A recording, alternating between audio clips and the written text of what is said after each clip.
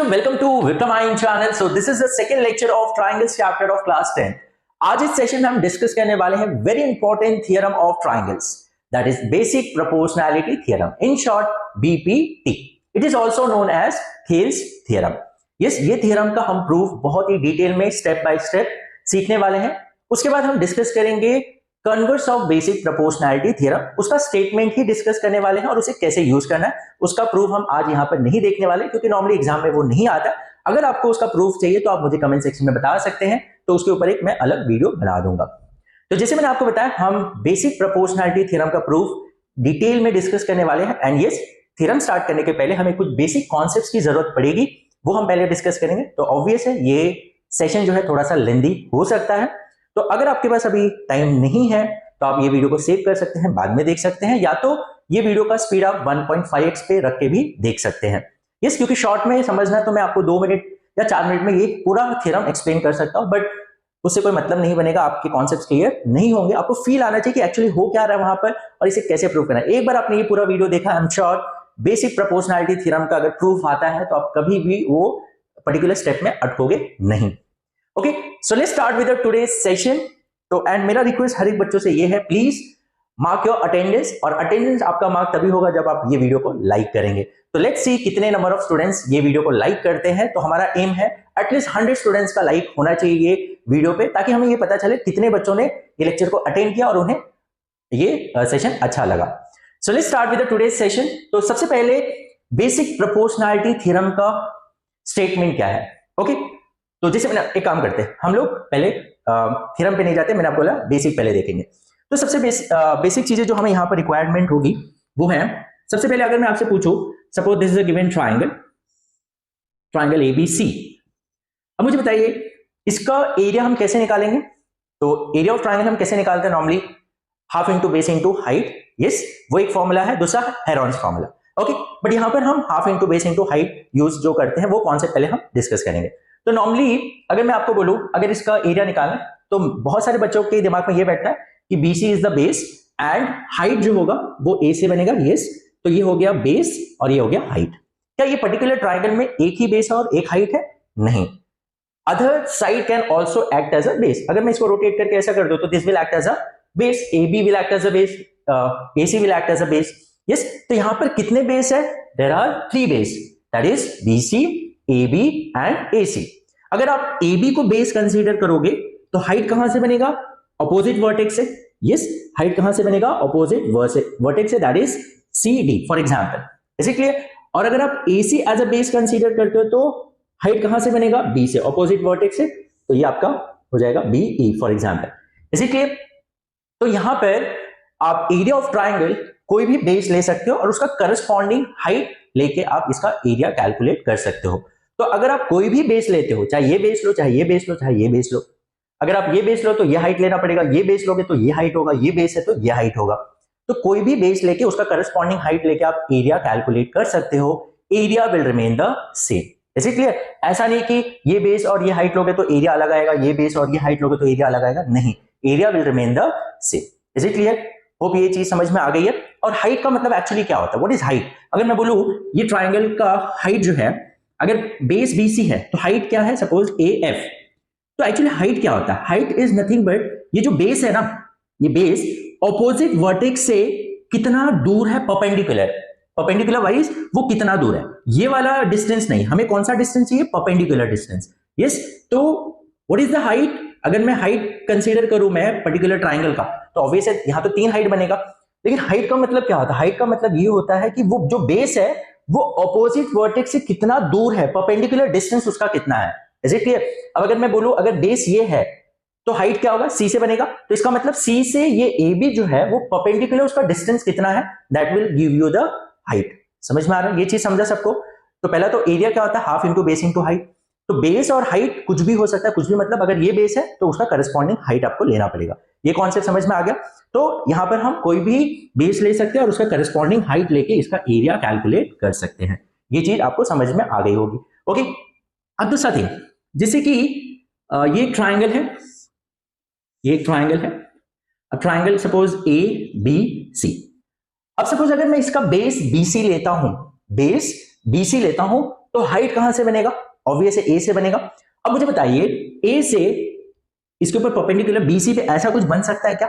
नहीं बनेगा, नहीं बनेगा ना, ऐसा तो बनेगा नहीं, क्योंकि हाइट क्या होता है, जो ऑपोजिट वर्टेक्स है वहां से इसका परपेंडिकुलर डिस्टेंस कितना है। ओके, तो उसके लिए मुझे क्या करना पड़ेगा? ऐसा तो बन नहीं सकता परपेंडिकुलर, तो परपेंडिकुलर यहां से ऐसा बनेगा, हाँ या ना? Is it clear? तो मैं क्या करूंगा, बीसी को यहां एक्सटेंड करूंगा, ये पॉइंट सपोज डी पे इंटरसेक्ट कर रहा है यहां पे, तो AD is the height. AD क्या होगा? हाइट होगा। और बेस क्या होगा? अब कुछ बच्चों को अगर ये लगेगा कि बेस बीडी है, नहीं, बेस बीसी ही रहेगा। बेस क्या है? बीसी। हाइट का मतलब क्या होता है कि परपेंडिकुलर डिस्टेंस बीसी का ए से कितना है। तो ऑब्वियस है ये जो बीसी है ये एक लाइन का पार्ट है ना, ये लाइन का पार्ट है, ये पर्टिकुलर लाइन का पार्ट है, तो वो लाइन जितना दूर होगा परपेंडिकुलर वो पॉइंट से उतना ही बीसी भी होगा ना। समझ में आ रहा है? बिकॉज बीसी जो है वो पर्टिकुलर लाइन का ही पार्ट है, और ये पॉइंट से ये लाइन पे एक ही परपेंडिकुलर बन सकता है। आपने ये चीज पढ़ाई होगा। Is it clear? For a given point, और ये जो लाइन है इस पे एक ही परपेंडिकुलर बनेगा, और ये तो ये लाइन पे जो भी पार्ट होगा उसका यहां से जो परपेंडिकुलर डिस्टेंस होगा वो क्या होगा? एडी। हाँ या ना? समझ में आ रहा है ये चीज? Is it clear? तो बेस तो बीसी रहेगा, हाइट क्या होगा? एडी। और एडी हमें क्या बताता है कि ए से बीसी का जो परपेंडिकुलर डिस्टेंस है वो एडी है, क्योंकि बीसी जो है वो एक वही लाइन का पार्ट है, ये लाइन का ही पार्ट है, तो वो लाइन का जो परपेंडिकुलर डिस्टेंस होगा वही बीसी का भी डिस्टेंस यहां से उतना ही होगा। हाँ या ना? तो ऑब्वियस है ऐसे केस में जहां ये ऑब्ट्यूज एंगल बन रहा है वहां पर हाइट जो है वो बाहर की तरफ आता है। Is it clear? ये समझ में आ रहा है? ओके, तो ये बहुत इंपॉर्टेंट कॉन्सेप्ट है, ये आपको समझना बहुत जरूरी है। ओके, अब जैसे मैंने आपको बताया ये ट्राइंगल है और ये एक ट्राइंगल है, सपोज ये दो एडजेसेंट ट्राइंगल्स है, ये ट्राइंगल ए बी सी और डी है। ओके, अब यहां पर अब अगर मैं इसका बेस बीसी लेता हूं तो हाइट कहां से बनेगा? ए से बनेगा, यस और नो? तो ए से कुछ परपेंडिकुलर बनेगा यहां पर, यस, सपोज ए कंसीडर किया। अब देखो बीसी और बीडी, मतलब बीसी जो है वो बीडी जो लाइन सेगमेंट है, लाइन सेगमेंट उस पे ही आ रहा है, हाँ या ना? ओके, तो जितना डिस्टेंस बीडी का ए से होगा उतना ही बीसी का भी होगा, ऑब्वियस है, यस। तो देखो बीसी इज द बेस, तो हाइट कहां से बनेगा? ए से, और ए से हाइट कौन सा बना? ये बाहर की तरफ बना, that is a E. Is it clear? अब अगर मैं बोलूं ए सी डी जो है इसका बेस अगर आप सीडी लेते हो, इसका बेस अगर आप सीडी लेते हो तो हाइट क्या बनेगा? सीडी अगर बेस है तो हाइट कहां से बनेगा? ए से बनेगा। तो ए पॉइंट तो सेम है, जो इसके लिए था वही इसके लिए, तो हाइट तो यही सेम रहने वाला है कि नहीं? हाँ या ना? समझ में आ रहा है? तो हाइट क्या रहेगा? सेम ही रहेगा, दैट इज ए ई। समझ में आ रहा है ये चीज? यस, समझ में आया? इसका हाइट, इसका बेस अगर बीसी लोगे तो हाइट ए ही बनेगा, और इसका बेस अगर सीडी लोगे तो हाइट ए ही बनने वाला है। तो इसका मतलब दोनों में बेस क्या है, सॉरी हाइट क्या है? सेम है।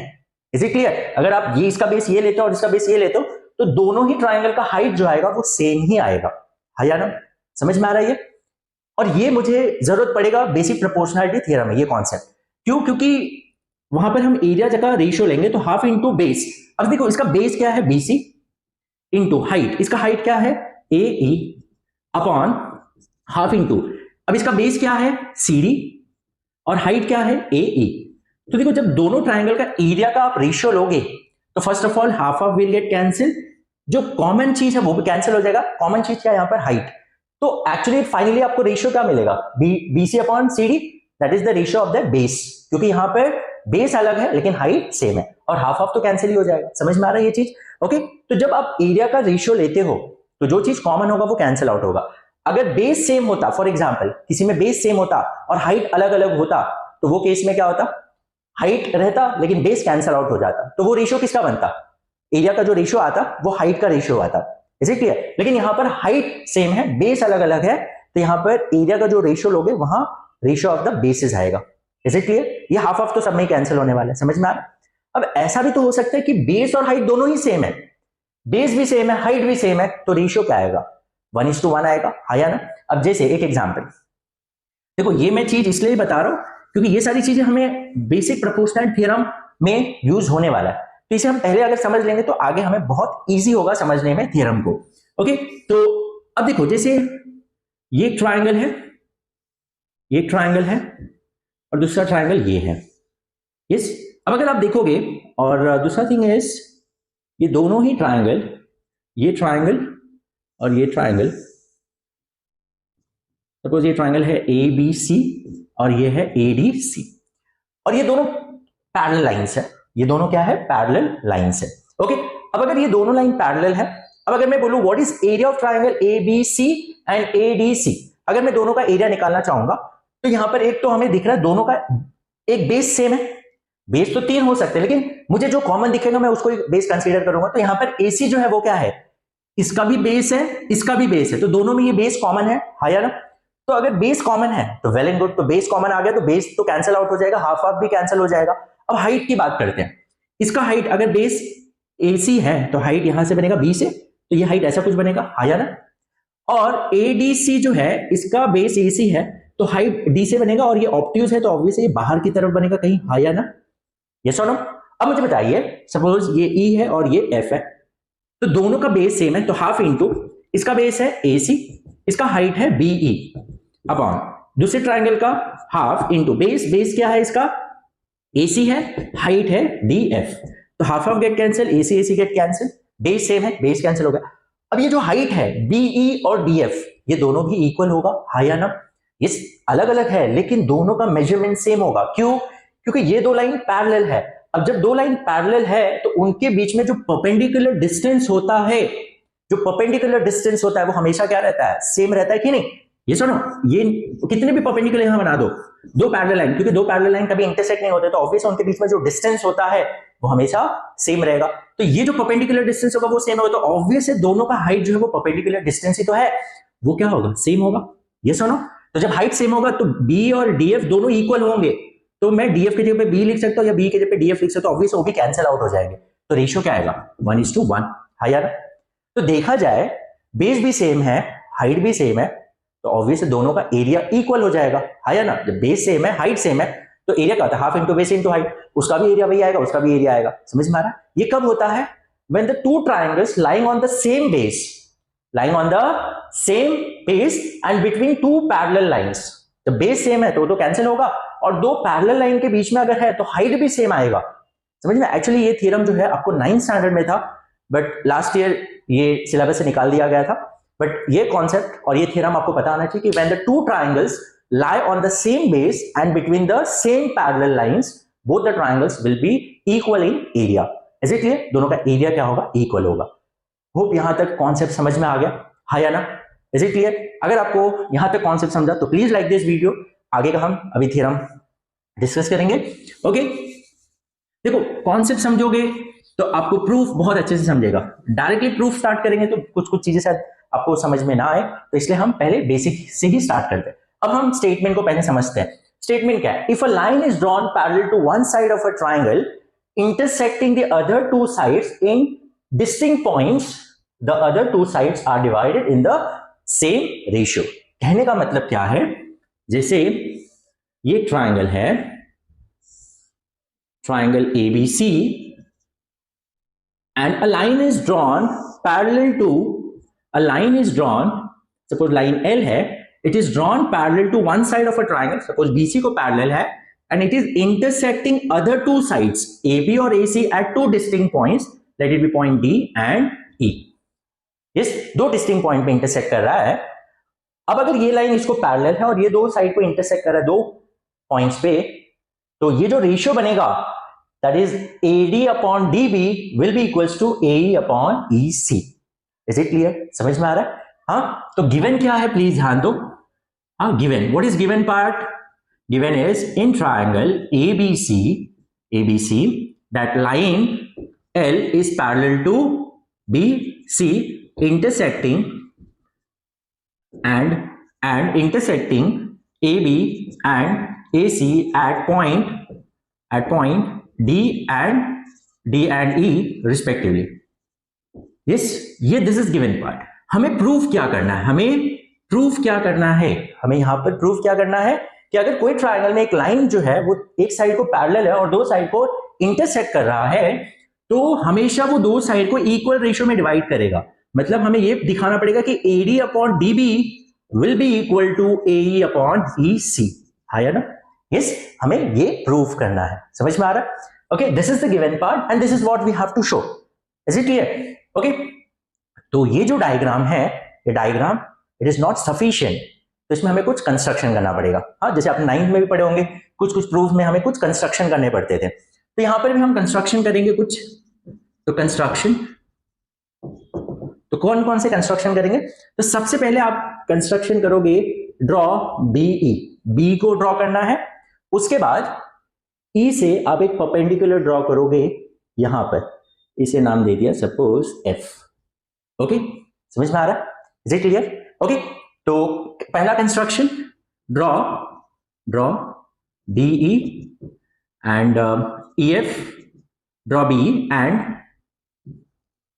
ड्रॉ बी या join B and E, and दूसरा EF is perpendicular to A B, EF perpendicular to A B. Okay, पहला कंस्ट्रक्शन। अभी और भी दो कंस्ट्रक्शन है, वो हम बाद में लिखेंगे, पहले यहां तक ये जो कंस्ट्रक्शन किया, अब ये प्रूफ में हमें कैसे यूज होगा वो समझिए, उसका दूसरा कंस्ट्रक्शन आपको बहुत इजीली समझ में आ जाएगा और स्टेप भी समझ में आ जाएगा। ओके, तो मैं इसलिए क्लियर रखना चाहता हूं ताकि आपको इनिशियल स्टेप समझ में आ जाए, तो फिर आगे फटाफट समझ में आ जाएगा। ओके, अब जैसे कि मुझे रेशियो चाहिए AD upon DB, AD upon DB, और यहां देखो एक परपेंडिकुलर बना है, तो कहीं ना कहीं मुझे क्या करना पड़ेगा, दो ट्रायंगल दिख रहा है आपको ADE, यस और नो, और दूसरा BDE। ये जो दो ट्रायंगल्स है, ये दोनों ट्रायंगल का अगर मैं एरिया का रेशियो लेता हूं, जिसमें मैं बेस क्या लूंगा मालूम है, बेस AD लूंगा और इसका बेस DB लूंगा। यस, समझ में आ रहा है? मुझे क्या चाहिए, रेशियो क्या चाहिए, AD अपॉन DB। तो मैं ये दोनों ट्रायंगल का जब एरिया लूंगा तो मैं किसको बेस कंसीडर करूंगा, AD और DB। तो अगर AD और DB बेस होगा तो हाइट कहां से बनेगा, इसका हाइट E से बनेगा। यस और नो, दोनों ही ट्रायंगल्स का हाइट E से बनेगा, देख पा रहे हो? ओके, तो पहला तो फर्स्ट हम क्या करेंगे, प्लीज ध्यान दो, एरिया ऑफ ट्रायंगल, कौन सा triangle, ADE upon area of triangle BDE, हाँ या ना, BDE। अब ये दोनों ट्रायंगल का एरिया जब हम लेंगे तो it will be half into base, इसका बेस हम कंसीडर करेंगे AD इनटू, अगर बेस AD है तो हाइट क्या बनेगा, EF, हाँ या ना, इस EF, एंड हाफ इनटू ये ट्रायंगल का बेस अगर हम DB लेते हैं तो हाइट कहां से बनेगा, देखो DB, तो DB तो हाइट तो E से बनने वाला है, और E से परपेंडिकुलर तो एक ही बनेगा, हाँ या ना, क्योंकि ये तो सेम लाइन है ना, BD और AD जो है वो एक सेम लाइन का ही पार्ट है, तो ऑब्वियस है E से तो एक ही परपेंडिकुलर बनेगा, तो ऑब्वियस है अगर बेस ये होगा तो हाइट EF ही रहेगा, ये ट्रायंगल का भी, अगर बेस DB होगा, हाँ या ना, अभी थोड़ी देर पहले हमने डिस्कस किया, समझ में आ रही है?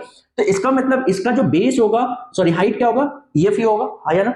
अब देखो यहां पे half of get cancel, EF get cancel, ratio क्या आ रहा है, AD अपॉन DB, यस और नो, जो मुझे यहां रेशियो चाहिए, तो पहला रेशियो तो मुझे आ गया, ये रेशियो किसके बराबर है, area of triangle AD upon area of triangle BDE। Yes, वो बाद में हम इक्वल दिखाएंगे, बट ये रेशियो तो हमें मिल गया, मतलब ये किसी के तो इक्वल है, समझ में आ रहा है? इन द सेम वे यहां पर मैं इसको अभी फिलहाल के लिए रब कर रहा हूं, इसको रब कर देता हूं, इसको भी रब कर देता हूं, ताकि आपको कुछ स्टेप्स अच्छे से। अब हम C और D को ज्वाइन कर देते हैं और D से परपेंडिकुलर ड्रॉ कर देते हैं यहां पर, ये सपोज G ले लिया, हाँ ओके। तो अब देखो दूसरा ट्रायंगल जिसे हमने यहां पर इसको बेस लेके कंसीडर किया, वैसे सेम अब यहां पर मुझे रेशियो क्या चाहिए, AE अपॉन EC, तो सेम में से मैं क्या करूंगा, यहां पर AE और EC को एज अ बेस कंसीडर करूंगा जब एरिया ऑफ ट्रायंगल लूंगा। तो अब देखो वहां पर एरिया ऑफ ट्रायंगल कौन सा ट्रायंगल है यहां पर, ADE ना, सेम ही ट्रायंगल है, ADE upon area of triangle कौन सा ट्रायंगल है, ट्रायंगल CDE, हाँ या ना, equals to half into now area of triangle ADE। तो हमने पहले डिस्कस किया था अभी कि चाहे आप इसको बेस लोगे तो हाइट ये बनेगा, और अगर हम इसको बेस लेंगे तो हाइट ये बनेगा, हाँ या ना, यस। तो सेम ही ट्रायंगल है, AD यहां पर भी, यहां पर भी लिया, लेकिन अब हमारा बेस चेंज हो गया, तो half into this is A, base हो गया A, हाइट क्या होगा, height will be DG, yes, height will be DG। तो यहां पर मैंने वो लिखा नहीं, आप ये भी ड्रॉ कर दोगे, दैट CD, और दूसरा DG is perpendicular to AC, yes, ये कंस्ट्रक्शन पार्ट में आप लिख दोगे।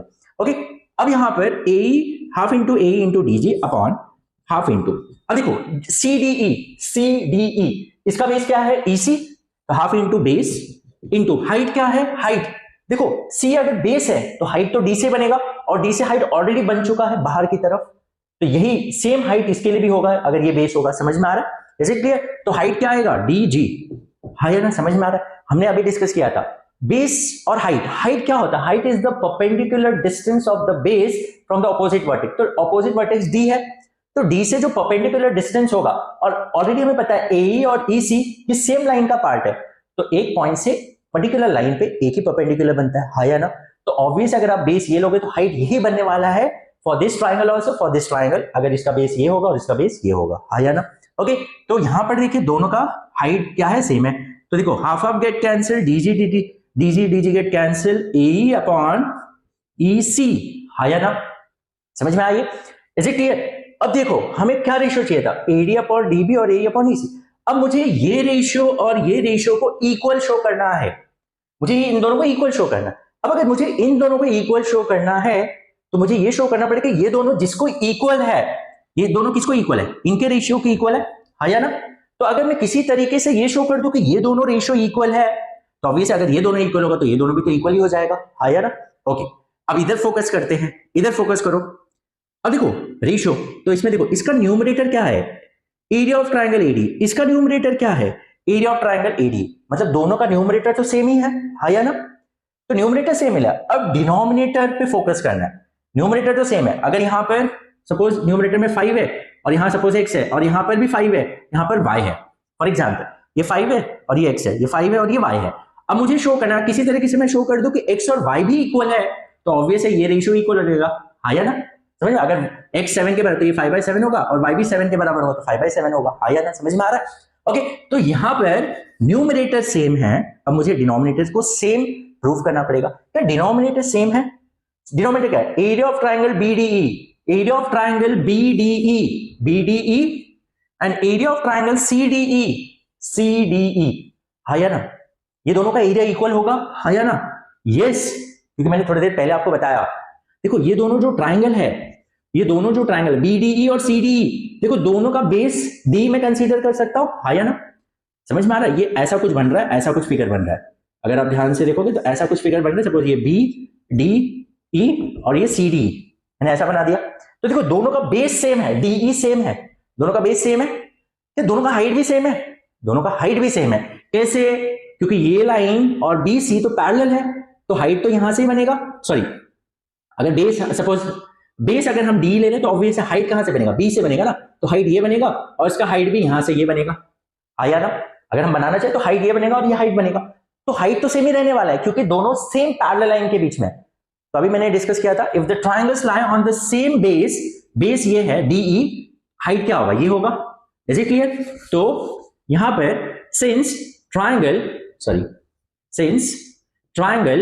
BDE and triangle CDE lie on the same base DE and between same parallel lines, line L and side BC, yeah, line segment BC. Is it clear? So triangle BDE and CDE lie on the same base DE and between the same parallel lines. तो obvious है जब same base और same parallel line के बीच में होंगे तो दोनों का एरिया क्या होगा, BDE will be equals to area of triangle CDE, हाँ या ना? हाँ या ना? समझ में आइए? Okay, is it clear? समझ में आया? ये 9th स्टैंडर्ड में थ्योरम था और यहाँ पर हमने देख भी लिया कि बेस तो सेम है, हाइट भी सेम है, तो ऑब्वियस है एरिया का जो रेशियो आएगा वो 1:1 आएगा, और 1:1 है मतलब एरिया क्रॉस मल्टीप्लाई करो तो दोनों एरिया क्या आ जाएगा, इक्वल हो जाएगा। यस और नो? Is it clear? अब देखो यहां पर since we know that अब यहां पर मैं ऐसा लिख सकता हूं, therefore now since we know that area of triangle ADE upon area of triangle BDE is equal to AD upon DB. yes or no? yes, ये इसके बराबर है। अब क्या मैं इधर लिख सकता हूं, therefore area of triangle ADE upon area of triangle CDE will be equals to AD upon DB, आया ना? समझ में आया? मैं BD की जगह पे CD लिख सकता हूं या CD की जगह पे BD लिख सकता हूं। यस और नो? तो मैंने पहला वाला जो रेशियो लिया उसको यहां लिख के दिखाया कि this ratio equals to this. समझ में आया? ये रेशियो जो है इसके बराबर है, तो क्या मैं AD अपॉन ये इसके बराबर लिख सकता हूं? Is it clear? समझ में आ रहा है? तो अब देखो इसे नंबर 1 कंसीडर कर लेते हैं, number 1, this is number 2 and this is number 3। समझ में आ रहा है कि नहीं? समझ में आ रहा है? ये जो पहला रेशियो लिया उसको ही मैंने यहां दिखाया और मैंने क्या किया, BDE की जगह पे CDE लिख दिया। अब तो चाहिए तो ये अब थर्ड वाले में ही इंक्लूड कर लो, सिंस ये दोनों एरिया इक्वल है, तो since we know that this ratio equal to this, तो अब बीडी के में सीडी लिख सकता हूं, हाँ या ना। अब देखो यहां से कंपेयर करो, थर्ड एंड फोर्थ को अगर आप कंपेयर करोगे, सॉरी सेकंड और थर्ड को कंपेयर करो, क्या रेशियो है, AD upon CD is what, AD upon EC, और यहां पर हमने क्या शो किया, AD upon CD is what, AD upon DB, हाँ या ना। समझ में, इसका बेस से चेंज करके सीडी लिख दिया। तो देखो लेफ्ट हैंड साइड, दोनों का लेफ्ट हैंड साइड देखो, AD upon CD, AD upon CD दोनों सेम है, अगर दोनों ही सेम है तो दोनों का राइट हैंड साइड इक्वल हो जाएगा, हाँ या ना। समझ में आया। So therefore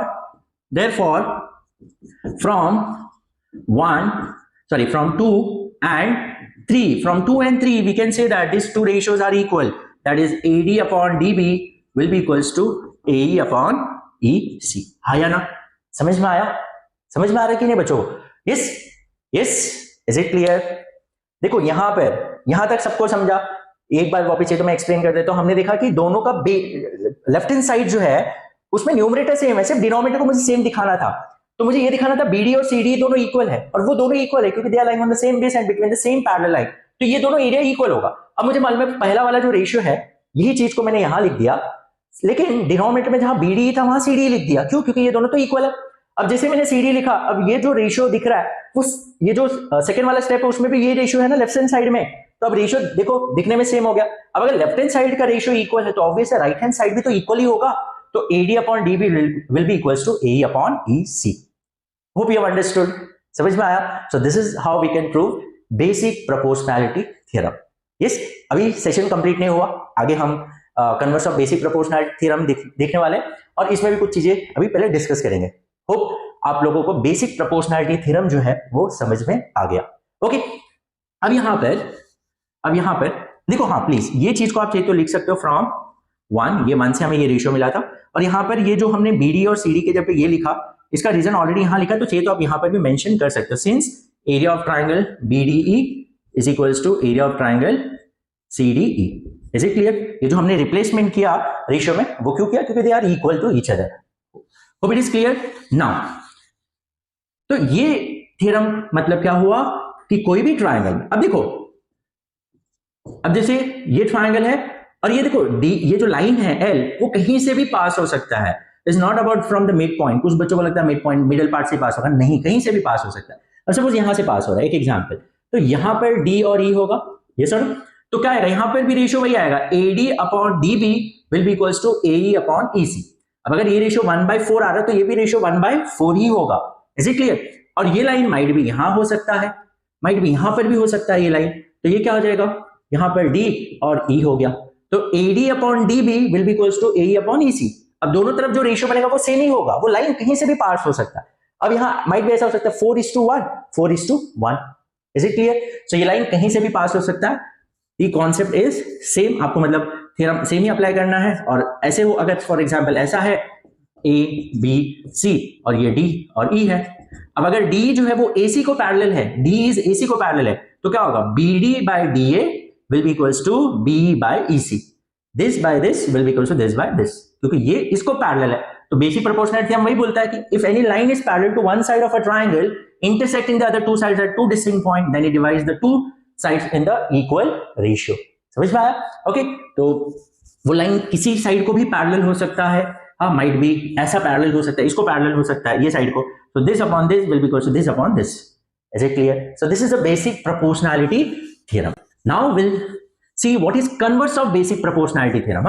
Converse of basic proportionality theorem का statement क्या है? The statement is if a line divides two sides in equal ratio, diagram में ही वो चीज को एक्सप्लेन कर देता हूं आपको। If a line, ये एक लाइन है, if a line divides the two sides of a triangle in equal ratio, then it is parallel to the third side।